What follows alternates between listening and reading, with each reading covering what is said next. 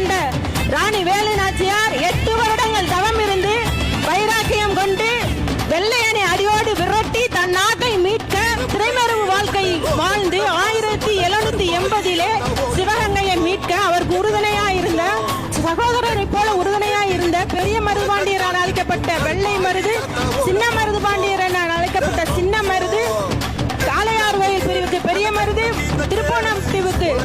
சின்ன மருது, சிங்கமுன்னேரி படை பிரிவிற்கு நன்னி அம்பலம், வாளுக்கு வேலி, குயிலி மற்றும் இப்படி சிறந்த பெரிய